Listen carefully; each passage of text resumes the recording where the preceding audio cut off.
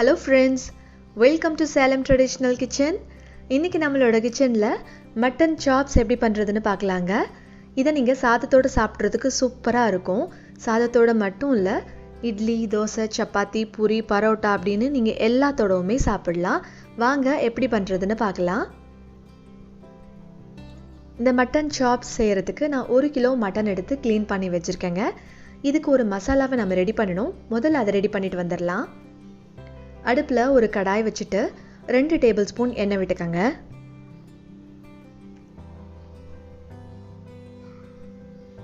எண்ணெய் காஞ்சதும் அதுல ஒரு 20 சின்ன வெங்காயத்தை தோல் உரிச்சு சேர்த்துக்கங்க. அதோடவே 15 பல் பூண்டு சேர்த்துக்கலாம். ஒரு 2 இன்ச் அளவுள்ள இஞ்சி எடுத்து சின்ன சின்னதா கட் பண்ணி சேர்த்துக்கலாம். வெங்காயம், இஞ்சி, பூண்டு ஓரளவு வதங்கின பிறகு அதோட ஒரு 1/2 ஸ்பூன் சோம்பு சேர்த்துக்கங்க. 1 ஸ்பூன் மிளகு, 5 கிராம்பு, சின்னதா 3 துண்டு பட்டை,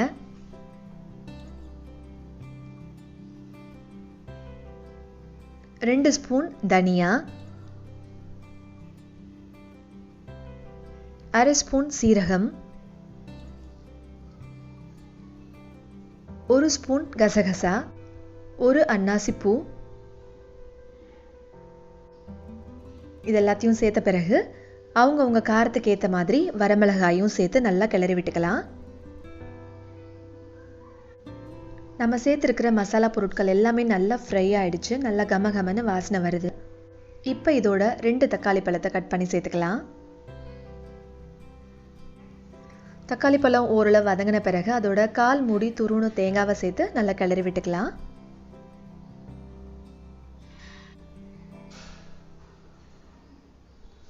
எல்லாம் நல்லா ஃப்ரை ஆயிடுச்சு. அதோட ஒரு கொத்து கருவேப்பிலையும் சேர்த்து கிளறி விட்டுட்டு அடுப்பை ஆஃப் பண்ணிடலாங்க. மசாலாலாம் நல்லா ஆறின பிறகு நல்லா நைஸாக அரைச்சி எடுத்துக்கலாம்.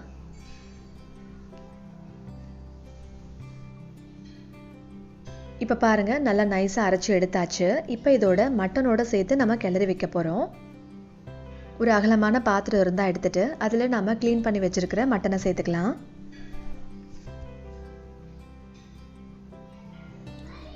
இதோட அரைச்ச மசாலாவை சேர்த்துக்கலாம்.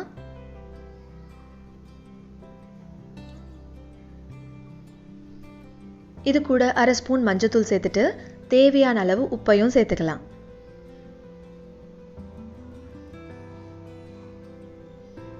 இப்போ இதை நல்லா கிளறி குறைஞ்சது 1/2 மணி நேரம் ஊற வைக்கலாங்க. நீங்கள் மேக்ஸிமம் எவ்வளோ நேரம் வேணால் ஊற வச்சுக்கலாம். குறைஞ்சது 1/2 மணி நேரம் ஊற வச்சுக்கோங்க.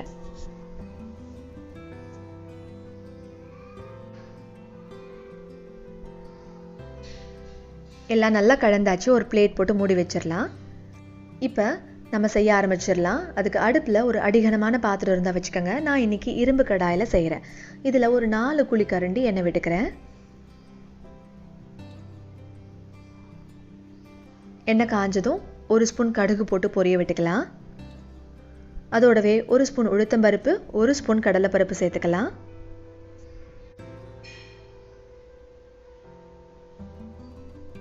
உளுத்தம்பருப்பு, கடலைப்பருப்பு நல்லா செவந்ததுமே அதோட ஒரு கொத்து கருவேப்பிலையை சேர்த்துக்காங்க. அடுத்ததா 15 சின்ன வெங்காயத்தை சின்ன சின்னதாக கட் பண்ணி வச்சிருக்கேன். அதையும் இதோட சேர்த்து கிளறி விட்டுக்கலாம். வெங்காயம் வதங்கிருச்சு. இப்போ இதோட நம்ம ஊற வச்சிருக்கிற மட்டனை சேர்த்துக்கலாங்க.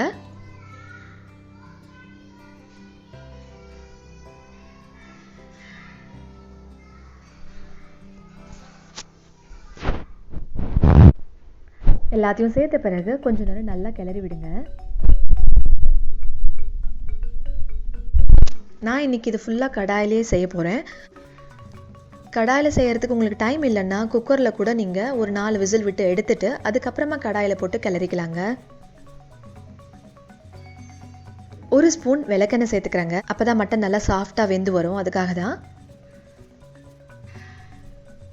விளக்கெண்ணையும் சேர்த்த பிறகு நல்லா ஒரு முறை கிளறி விட்டுக்கலாம். கிளறி விட்டுட்டு இதை நம்ம பிளேட் போட்டு மூடி வச்சிடலாம். அடுப்பை ஒரு மீடியம் ஃப்ளேமில் வச்சுருங்க. ஒரு 10 நிமிஷம் கழிச்சு உங்களுக்கு காட்டுறேன். இப்போ பாருங்க, மட்டன் நல்லா தண்ணி விட்டு வந்திருக்கு. நாம் இன்னும் தண்ணி எதுவுமே சேர்க்கல. அதுலேயா தண்ணி விட்டு வந்திருக்கு.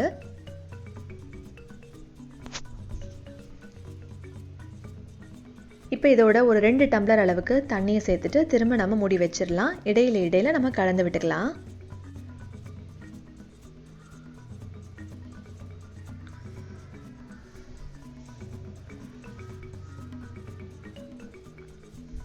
இன்னும் ஒரு 20 நிமிஷம் கழிச்சு பாருங்க.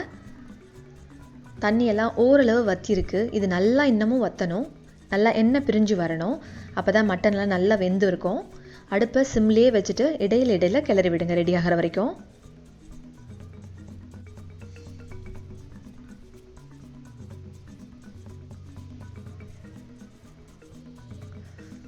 இன்னும் கொஞ்ச நேரம் கழிச்சு பாருங்கள். நல்லாவே வற்றி வந்துருச்சு. இந்த ஸ்டேஜில் கொஞ்சமாக கொத்தமல்லி இலையை தூவிக்கலாம் வாசனைக்காக.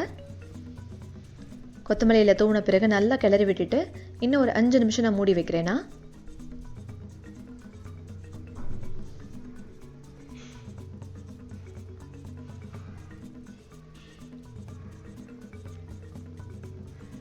இப்போ பாருங்கள், எண்ணெய்லாம் பிரிஞ்சு வர்றது ஓரத்தில் தெரியுது. மட்டனும் நல்லா வெந்துருச்சு. நான் செக் பண்ணிட்டேன். நீங்கள் ஒரு முறை கடாயில் வேக வைக்கிறதா இருந்தால் மட்டன் வெந்துருச்சான்னு செக் பண்ணிக்கோங்க. சூப்பரான மட்டன் சாப்ஸ் குழம்பு ரெடி ஆகிடுச்சு. நீங்களும் இதே மாதிரி செஞ்சு சாப்பிட்டு பார்த்துட்டு எப்படி இருந்ததுன்னு எங்களுக்கு மறக்காமல் கமெண்ட் பண்ணுங்கள். இந்த வீடியோ பிடிச்சிருந்ததுன்னா லைக் பண்ணுங்கள், ஷேர் பண்ணுங்கள். சேலம் ட்ரெடிஷ்னல் கிச்சனுக்கு சப்ஸ்கிரைப் பண்ணி சப்போர்ட் பண்ணுங்கள். தேங்க்யூ.